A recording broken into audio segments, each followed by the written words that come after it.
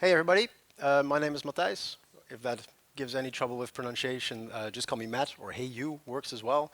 I'm going to be talking about LLMOps with Azure AI and Prompty and doing that in a code-first way, trying to do it from a developer mindset to hopefully teach everybody how to develop applications on top of large language models with confidence. If anything of this is a takeaway, it's to be able to get you to do this with confidence, because a lot of the stuff is new. LLMs, very new. The SDKs around it, very new. And I'm going to try and get us all through that here in the warmest room of the conference, by the way. So, if you would have told me that I was going to give an LLMOps session last year, I would have called you a liar. Because while I'm a big fan of DevOps, every other ops so far, I've been thinking, did there need to be another ops? We had SecOps, DevSecOps, FinOps, GreenOps, and probably a few more monstrosities. But yet I'm here proudly presenting LLMOps, because early this year, I found myself on the first row of a Microsoft presentation at their office. The title of the session was not LLMOps, because I would not have gone. But the first slide, the presenter proudly shows LLMOps. I'm like, oh, I'm on the first row. I can't go anywhere. But in half an hour, I became a convert because I realized two things. One, all the applications I've built on top of a large language model, I've been doing it the same way, and not a great way. I'm going to show you later what I mean with that. And there is so much better tooling available. And a year ago, a lot of that tooling was very difficult. Still, a lot of it is in preview. But right now, I can say, get started the way I'll show you during all the demos, and you'll be fine. So LLMOps, at least for the next few years, is something I think we're going to have to talk about, because developing with large language models is wildly different because of their non-deterministic nature. You never know what's going to come back. There's a lot to discuss. But before we go into what LLMOps is, how many of you have written code to prompt a large language model? All right, 5, 6 people. That's great, because LLMOps, the journey for me, anytime I build something new with an LLM, it starts with a proof of concept. Putting in the minimal amount of effort that I can prove, like, yes, this will work. After that, there's a lot to say about model selection. This might sound weird, you're selecting the model after you've already done the proof of concept, but hold on, I'll show you why that matters. After that, we're going to develop our feature, whatever that is, right? There is specific tooling for that. I'll also show that. And then we go into testing. Testing a non-deterministic language model, great fun, right? Because you're not going to write a classic unit test. It's never going to respond the same way. Even if you try it and make it as reliable as possible, that one time it answers the question differently, you don't know why. Exciting times. Then deploying is actually very similar to what we already do, but I'm going to show you how that works on Azure OpenAI. And then we go into monitoring. Perhaps the thing that we like to forget, but is very important if we're going to deploy stuff anywhere. Of course, those last parts are repeatable always, and you can just keep on going that way. But that starting of that proof of concept, I think, is one of the most important things. In this talk, I will talk about all the orange blocks, unfortunately leaving out testing, but that should be a whole 45-minute talk on its own. I will drop some hints here and there, and this is also my invitation to you. If you catch me at the conference today, tomorrow, anytime, ask me about any of these blocks, and I'll talk your ear off. But for now, we have to start with the proof of concept. So imagine your boss calls you, and they say, hey, I just watched Star Trek and they have this thing, it fabricates food out of nothing. We can build that with AI, right? And we'll put more AI in there because we can take a well-known dish and we add some kind of weird twist to it and make it real, right? Easy. Or at least he hangs up and then now it's your job to do something with that. So your first point should be update your resume and maybe change jobs. But the second point should be, let's build that proof of concept. Let's do the absolute least thing that we can do to prove or disprove that this is a good idea. So let me show you a little bit of how this application looks, because I did eventually build this. This is the premium feature where you select a dish, well-known dishes, and then you select a twist. And then the AI starts having a chat with itself. There's a celebrity chef involved that will critique the recipe, and eventually they reach an agreement and they will fabricate the food. So if you ever wanted Eiffel Tower-shaped sushi, this is what that would look like. The feature that we'll start with, though, is simpler. It just creates that recipe. So we can say, let's make some zeppelini, and we'll put that in a coconut and build that. So now we're using a large language model to make a new recipe. Now, Normally, before all this, I would start with just writing some code. I'm going to get into my program. Here, just an empty example. If you're just using the OpenAI SDKs, that's fine, but I eventually moved away from this, but this is what that would look like. So this is how I used to do things. I would just take a new client, we give that a URL so we know what we're talking to, and we give it some credentials. And I definitely want to zoom in. Then eventually we need a chat client, so we can talk to the chat API, and we're going to use GPT-4o Mini for that because it's just a very capable model. We're not talking model selection yet. Now the next thing we need to do, if we're going to have a chat, we need chat history. You'll be managing this yourself with this SDK. So you will make a little system prompt that tells the AI what we're going to do. Like based on the user's location, tell them what the best dish is. This is just the hello world example. I'm not trying to build the feature yet. I'm just trying to get it to work really, spending all that time on that. So I make that into a chat history. The user message can be typed, and then we're going to send that over to the LLM, which looks a little bit like this. Yeah. So we have the chat client. We say, please complete this chat history, because that's all LLMs do, right? They get text in, and then they make the most likely next text. And we've trained it in a way that it knows what a chat message is and that there is a history, and it completes that with a new message. And then we just write the output, which is a very intuitive value of result.value.content, but take the first one, .text. This is one of my major gripes with everything in this SDK. You have to know it, otherwise you'll never figure it out. So I'm going to attempt to run this. Whoops. In a very zoomed in prompt here. There we are. So I'm going to run this, and hopefully this will show me a, maybe save the file first. Tends to work. I'll say I'm in Vilnius. Give it some time to think. Some GPUs are burning somewhere in the distance to give us something. It's not crashed. There you go.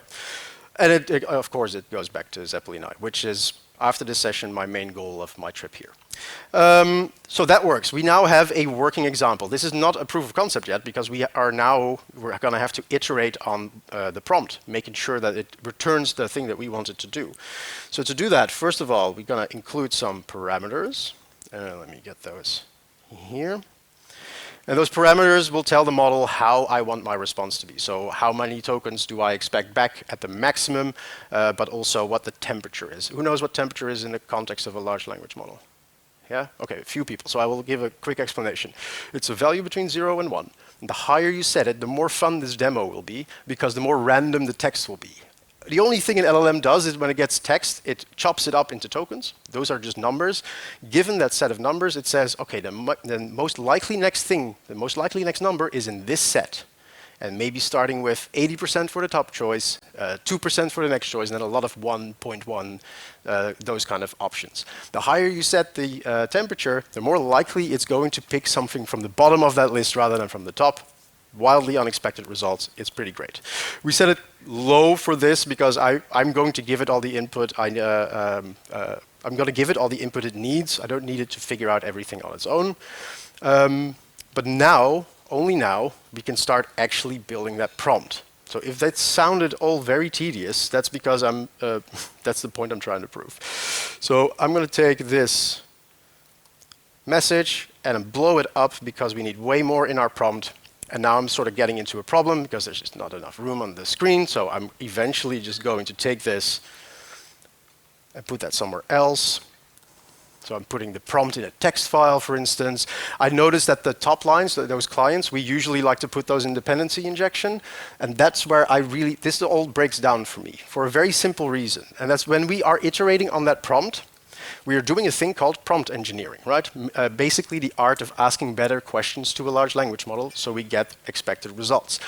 In prompt engineering, every documentation, every article that you read on this will cover this, the prompt, which for prompt engineering makes sense. But it's maybe the most important part of the puzzle, but not the only part.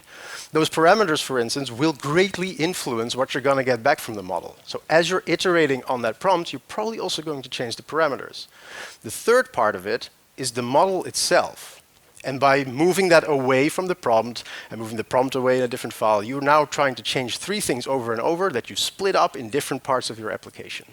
Even worse, most of what I see is that because we're putting that client in the dependency injection, your entire application now uses one model. Why? It doesn't have to be that way. Every prompt could use a different model. You only pay for what you use anyway. That is the problem that Prompty tries to solve. So, let me restart this feature by using Prompty instead. Prompty, just a VS Code extension. When you install that, you'll notice this. Preview. And not just preview, I'm using a pre-release of a preview with a version number that's, well, insane. This is not ready for production. You use this in production, your compiler will scream at you. Luckily, you can ignore that option and still use it in production. I have Prompty running in production in a couple of places. It would be easy enough to switch it back out. Kind of depends on your risk appetite. But I think within a few months, this will be the de facto way of doing prompt engineering. Because what does it do? It allows you to right-click any folder. So let's go into this folder and do a new Prompty. And what that gives you is a bunch of markdown with front matter. This is a Prompty file. And because I know you're going to read it, I might as well substitute it for the real thing and show you the prompt that I eventually had. So starting from the top, you'll notice there's a couple of things, just metadata, right? So a name and a description. Very useful because in 3 months I'm going to come back to this prompt and I have no clue what I was doing here, but now it's just described there. My colleagues will also like me a lot more when I document stuff. It also allows for an author field. You're not going to need it, but it's there. Then we go into some of the most important stuff for our prompt. So using what API are we using? We're using chat. We're using an Azure OpenAI deployment. That deployment has a name. That's how we select the model for this prompt only. Not for our entire application, just this prompt. We can say, we're going to use GPT-4o Mini. Still not talking about model selection, just picking a very capable model. And then the parameters are right there. The tokens, the temperature, set it higher because I like demos to fail. One unexpected extra bonus is it's got IntelliSense. So if you ever wonder what parameters do I have, they're all just right there. Makes the iteration a lot easier. Next are 2 things that are optional. Inputs just describe what I can supply to this prompt. In my case, I'm going to supply the name of the original dish, the description of it so it doesn't try to make it up itself, and that twist that we like to add. You do not need to write these inputs. But you may as well, because if you do it, the compatibility with other tooling, and I'll show some of that tooling soon, will just increase. So we're doing this, and Copilot will actually do it for you. It's just a good practice because it makes sure that every other tool that interacts with Prompty can read what is supposed to be supplied to it. But this part, the sample, although it is optional, forget that it is optional. If you ever make a Prompty file, please do this. Do yourself a favor, because the description, if you look at my prompt, you might think that's 3 words. But you see here, no, it's actually a whole paragraph, and that's how I designed this prompt. So do yourself a favor and add that sample data. Next is the actual prompt. We're not going to go into what I'm telling the AI because that's not the point of this talk. The point of this talk is you do not have to do any more string replaces because this is a Jinja template format. That means you can just substitute parts of your prompt with the input, but you can also have it iterate over an array of objects. For instance, if that was your input. You can use properties of a model rather than just some string inputs. So I think that is super useful because I've been definitely doing a lot of string concatenation to do prompt engineering where this is just readily available. Another thing is you can use conditionals. So I could say if the twist input was not supplied, I'm going to say use your imagination, make one up. So all of that can be done. Now I am prompting it to return some JSON for me. But now we're at the point that we can finally run this, but we haven't written any code. And we don't have to because if I just hit F5, do this, you see it just immediately returns a value from the LLM. You can see what it's called, what API it's called, which is good. There is some verbose logging as well, which will tell you how many tokens were burned, so you know how much this whole thing is going to cost. And you see it returns JSON, but actually not quite. It also included the backticks from my markdown in the prompt, and that leads me to another parameter, which I learned about through Prompty, because otherwise I would just update my prompt to aggressively state only give me valid JSON. I can also just say response format is JSON object. The newer GPT models all have this feature, still in preview. You'll hear me say still in preview a lot during this talk because most everything is. But this will sort of force the model to give me JSON. If I would say hello GPT, it would in JSON give me hello user because it's now forced to do it that way. And when it runs it, you'll see that indeed this is now valid JSON. That's all I had to do to prove that this concept works. I don't have to write any code, don't have to learn a new SDK. It's all just one file. And if you're going to have 10 different prompts, you can have 10 different Prompty files, all picking and choosing their own model, no longer forced to do one for your entire application. So there's a couple more things that Prompty offers. One of them is the test chat page. Show you that briefly because sometimes it works. But you can give this, for instance, to your boss and say, hey, I made that proof of concept. Here is a test page you can type to. So if you do like to do the typing instead of just hitting at F5, you can do that here. It comes with a bunch of tracing that will come to in the monitoring bits. But one thing, before we start talking about proper model selection, the coolest feature that I saw added is if you go into the Prompty menu, you'll see the GitHub models. If you don't know what that is, GitHub made, through your GitHub account, available all of these models that are hosted on Azure for free. So you can start now with developing things with AI and just use these models for free. There is a quota, of course. Eventually you'll hit that quota and you'll make your own deployment. But I can just say, let's see what this looks like on a small language model, 5.3. And we'll also start seeing why the model selection matters so much because the results will be vastly different. I'm guessing we'll start seeing valid JSON, but with the backticks that we saw before. And that's correct. But you can see that the result is actually very similar. So I could think about using this small language model instead of using GPT-4o Mini, which is huge and expensive compared to the others. If I use this 70 billion parameter llama, a sentence I never thought I'd say, we'll start seeing what that will do with the same prompt, same parameters. And you'll see that llama actually with the same prompt likes to be a little bit more chatty. It will give me the JSON, but it will also say, oh, here's a new recipe base. I did not ask for that. I asked for valid JSON. So you can use this a little bit to explore the different models, but that's not the same as doing a proper model selection. But this proves that we can do it. We can create a new recipe based on that input. That was the goal. And all in one file. So, model selection then. The thing about model selection is why I do it after the proof of concept is because it can take days of your time. Because you're going to have to figure out what's important for that model to do, and then you have to look at all of these different metrics that are available on Azure AI. If you go to Azure AI Studio, every model that they host, they have tested using the same benchmarks for all of them. And not just Microsoft benchmarks, but community standards that we use to see how well they perform, how accurate they are, how grounded the results are. The only thing that's not included in the graph is pricing. There's probably a good reason for that. This is just the GPT model. So if you're going to check all of the models for text generation, this is what you're going to have to deal with. There's a lot of reading, there's a lot of documentation. So I say, don't bog the process down with model selection before you start. Get started with Prompty, see that it works, then go figure this out. Or rather, have a business analyst figure this out. So that's model selection.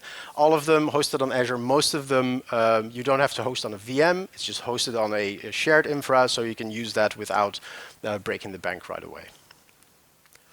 So with model selection done, or at least if you want to spend those hours, then it's done. We can start thinking about how to build our features because I showed you a website, but all I have now is a Prompty file. Somehow we're going to have to execute that Prompty file. And the way we do that is by employing an orchestrator. And the orchestrators that I'm going to use is semantic kernel. But has anybody here used LangChain? No? The one Python developer in the back? Oh, 3 people. Okay. So there's different orchestrators available to you. And normally you would have to go and figure out how do I load up a Prompty file. You will go to Google and you will figure out the right search query. You will find some documentation and get going. Or you right-click your Prompty file and just say add code. And it supports 4 different outputs. The Prompty code is unfortunately broken. Don't press that. It'll be fixed shortly. The prompt flow code works. The LangChain code, let me show you an example. If you ever want to know, like, oh, but how do I run this in code? Boom, done. So it generates the code necessary to load up a Prompty file into LangChain. It even looks in the file and gives us the sample data that we supplied, which is why it's so important to do that. And you're almost done. Now, of course, I'm using semantic kernel because I'm a C# boy. So let me make that.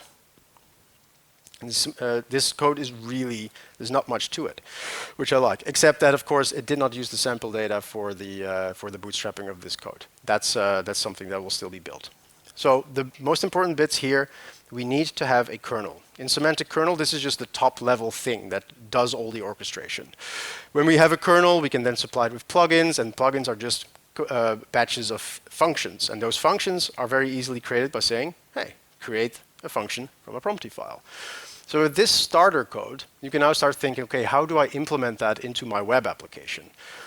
Because it looks like it's not a lot of work. And this I love, result. Not result.context.value, take the first one, .text, just result.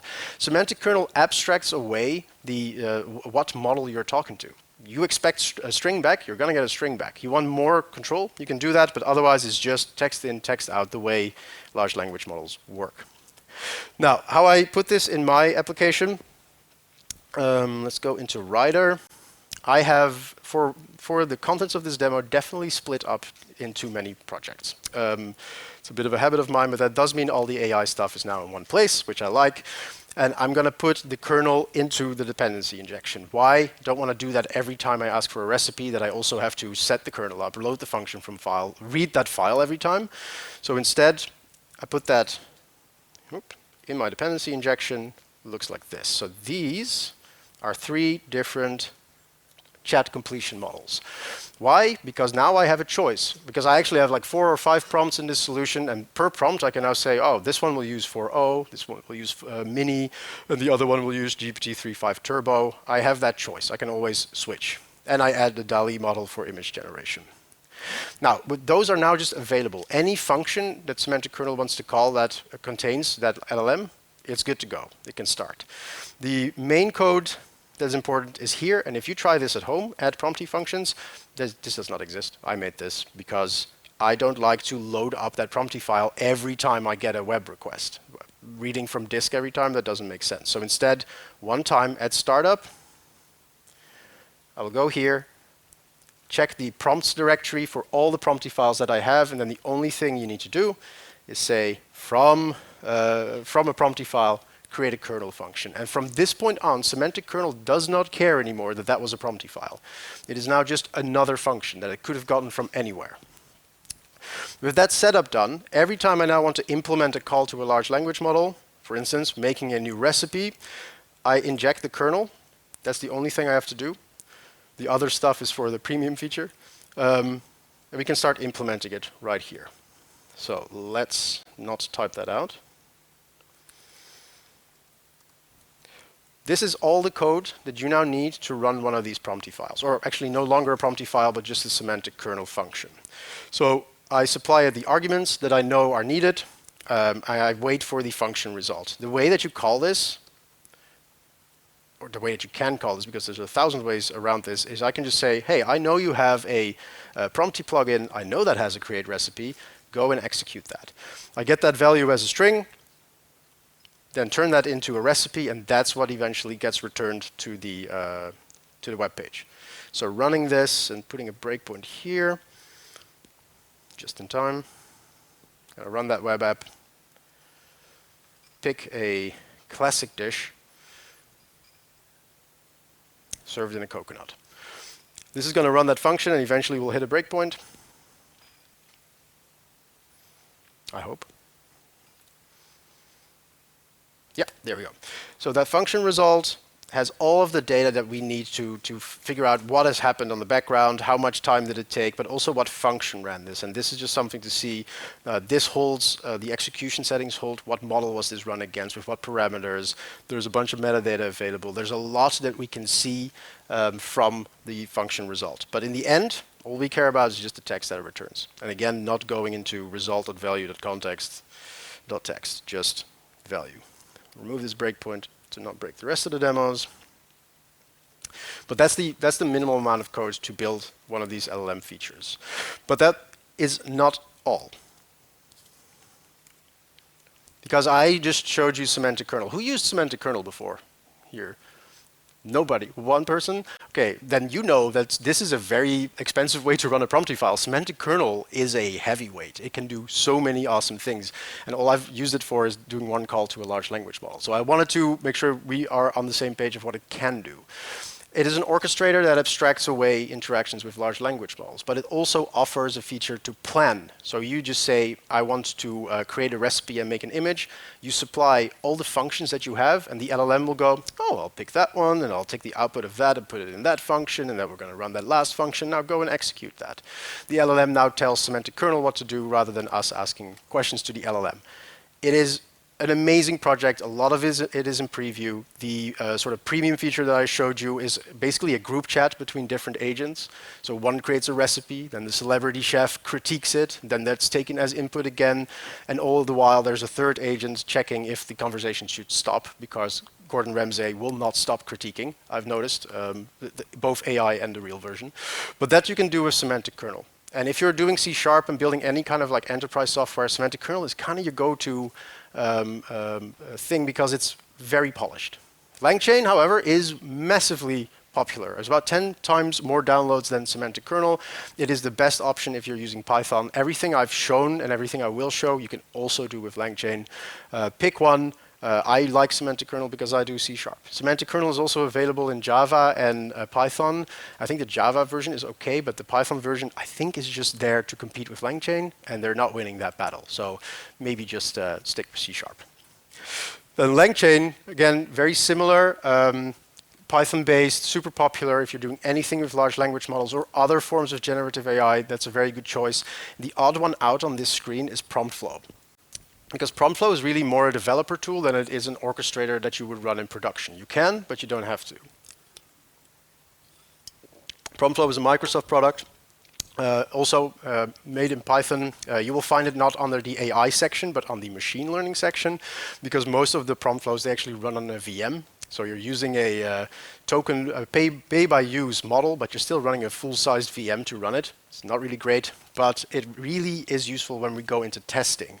And I promised, well, I let you down by saying I wasn't going to talk much about testing, but let me say this. You can use PromptFlow to test the outputs of semantic kernel and LangChain. So you can say, I have this amazing prompt, built in Prompty, loaded in semantic kernel, and use PromptFlow to see, does the output match the input? Or how close is the output to the truth if you are doing some kind of retrieval augmented generation?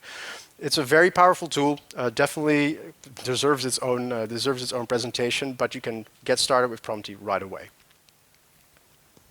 So then next is deploying the thing. This is very similar to normally deploying your code. I have a pipeline running some Bicep. Anybody using Bicep? Anybody using Terraform? Okay, don't worry.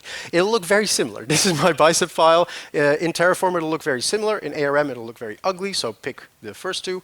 This is all you have to do to deploy a new model. So I have an Azure OpenAI instance, and every time I want to add a model deployment to that, I just say I want one GPT-4o. You get to choose a little bit on how that's deployed, what SKU you're wanting to use, and the API version that belongs to it. Also, the content filter is entirely available in Bicep. So if you want to not allow the model to produce any hateful comment, or maybe allow a little bit more hateful comment, don't know why you would want to, but you could do that all in Bicep, just in your infrastructure as code as usual. But the most important thing after deploying this, and you can deploy as many of these as you want, is that eventually stuff breaks. And this Monday, when I thought my demo is now complete, great, I can fly to Vilnius, the whole thing broke down. The whole thing just completely broke down. So we're going to talk about monitoring. To talk about when things break down, can we find out how and can we fix them quickly? But also this question. You're going to get this question if you're building anything with a large language model. What is this going to cost? And that is a very difficult question to answer because you pay for most of these models per 1,000 or per million tokens. And tokens are just bits of a word or an entire word, but it's very hard to estimate how much is this going to cost. I don't know. I know I can find out though when it's running. Already in that proof of concept phase, if you have for instance, if you're making a chatbot, if you have a conversation with it on your machine, you will be able to get all of the token usage and therefore estimate how much this thing is going to cost in production. So monitoring may be the most important part about building LLM-enabled applications. So let's immediately jump into a demo where I show you how that works. So I said remove the breakpoint. What I'm doing to enable all this monitoring is just putting OpenTelemetry on this. There's other frameworks that you can use, but I'm using OpenTelemetry, very popular open standard. And what I do for that, if anybody's used this before, this will not be surprising. Basic setup of OpenTelemetry will have these two parts, where we add metrics and we add tracing. And I'm specifically interested in everything that comes out of Microsoft.semantic kernel, because that's going to make a bunch of decisions for me, and I want to make sure it makes the right decisions. I also want to make sure that I'm able to see when users give input that will break that content filter. It's very good to know when some people will just try to break your stuff, but they might be hitting a content filter for no good reason. I kept tripping the content filter on DALL-E because Eiffel Tower shaped foods sometimes just get randomly blocked. I do not know why, but I can tell that it's happening, and I can see the input that it's happening with. But with this set up, what I can do is let's get this one going. Let's refresh this page. Just pick anything. We're going to go into this dashboard. This is I keep removing this breakpoint. There. This dashboard is the Aspire dashboard. You do not need Aspire to run this application, but I really enjoy it because it automatically comes with a lot of the tooling that you will need to look at what's going on. My application automatically exports all of the metrics and the traces to this dashboard. So while that thing is running, I can now see structured logging about exactly what is happening. So let's go into that a little bit. We can see here it starts to invoke the create recipe function. That's good to know. We can also see the input. This is something that I have enabled on development, and I will gladly enable this on my test environment or acceptance environment. You do not do this on production, because then you are logging user input. And if you have a specific reason that you need to do that, go ahead. I would not keep that on. Also, quite expensive. But we can see here exactly what goes in.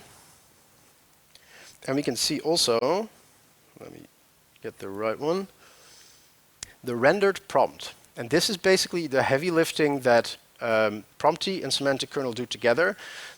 Because I said in that first demo where I wrote everything myself, you need a chat history to have the chat complete something, right? Without history, there's nothing to complete. It will make that based on that template. So it says, oh, that first message, that's a system message with everything filled out, all the values substituted, so we can inspect our prompt. And then eventually, it's going to go and make also the user message. Then it sends that over, and that's what's being completed. Again, this is also something you would not enable on production for obvious reasons. Then what do we have? We have more chat history that we can go into. Everything is inspectable, and that's how we like it. We can also see the trace that's happening. So if we do this a couple more times, for instance, deep fried chicken tikka masala, that's absolutely cursed. But you can see the calls to the OpenAI model happening in real time, and inspect also how what they are returning. And this is all just because we're getting traces from our HTTP client. You get a lot of data with just a basic setup of OpenTelemetry. I think you'll be spending more time getting less data because it does become expensive, but there's no reason that you do not know what's going on with your application when it's running in the cloud. That last thing where I said, hey, cost is important. This is how you can answer those questions. Because I'm collecting all of these different metrics, which means I can now say, let's see the amount of tokens that are being completed. and I can see how many tokens am I sending. If I have those two, I can decide to send less. It'll cost less. The language in which you send it can differ. JSON will be more expensive than just plain English. Dutch is about 1.5 times more expensive than English. There you have a lot of things that you can change, but only if you have the data so you know what you're changing. But this allows you to already, in development, see and say something about what is this thing going to cost when we roll it out to thousands of users. So this, available on my development machine. When I deploy it, it's available in application insights. All of that you just get for free. And just because I want to show you what a user, or if a user was trying to break your stuff, would look like. There is a prompt behind this that I'm not going to show you for obvious reasons, because it's going to trip a content filter. But you will be able to see in the logs, here, errors happening.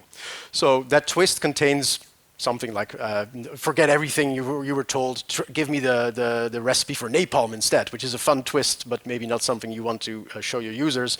Here you'll be able to see right when that happens. And the same thing will happen if you are looking at this through application insights. You'll be able to see users tripping the content filter here and there. Sometimes they're breaking stuff. Sometimes your prompt isn't just that good, and you're accidentally tripping the content filter. It's good to know. So, let me check if that was all I had to show for this. Let's say yes.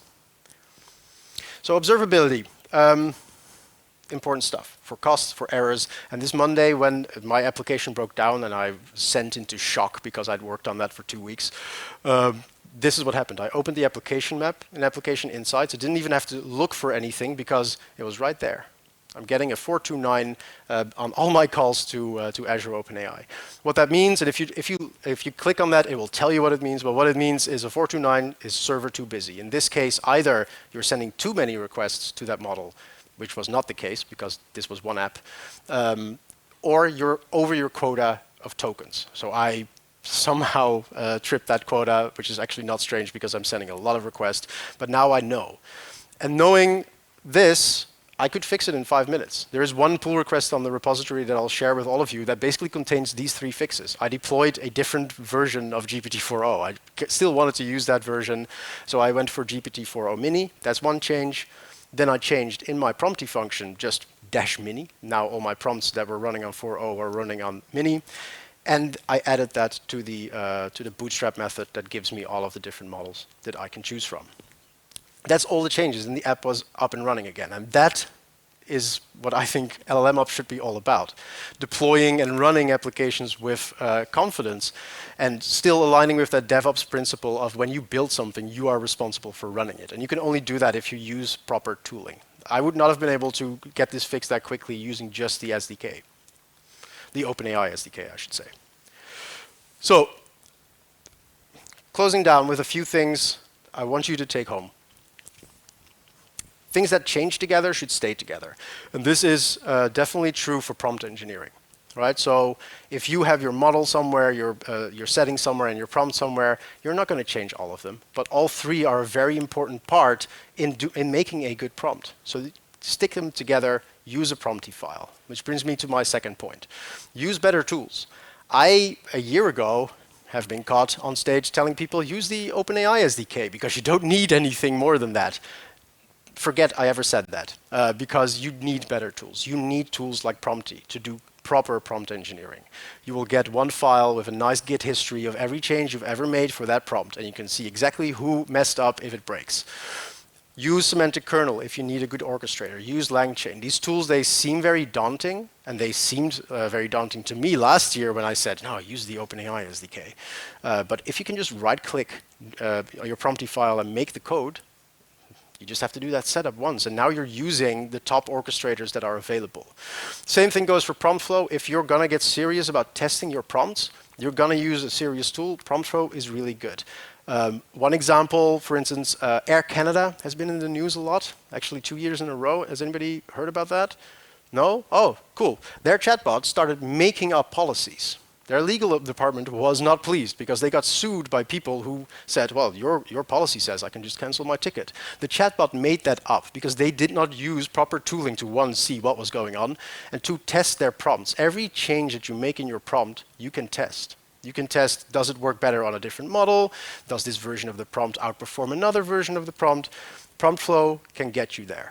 But you need to get serious about prompt engineering, and then this tool will be great to use. Then, observability, not just for errors. Yes, I saved my application with it when it was broken this Monday, otherwise I would have nothing to show. But also that question about pricing is very easily answered. You will get a bill from Azure, by the way. They will not forget. Every month they will just send you the bill. But it is nice that you can see this per hour, how many tokens am I burning and why? And then actually also be able to control the amount of tokens that we're burning through better prompt engineering. All of this ties together.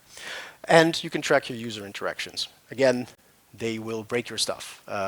I've had a lot of experience with that now, and usually with a good content filter, you can stop them from breaking it, but you still want to know that it happens. Now, one last thing. So I do not like all the other opses. I do like DevOps, but I do think LLMOps is here to stay for at least the next few years. I think in 5 years, nobody will be using this word. It'll just be software development. As soon as we fixed it, as soon as we figured it out, we don't use that name anymore. It's just programming against a different API.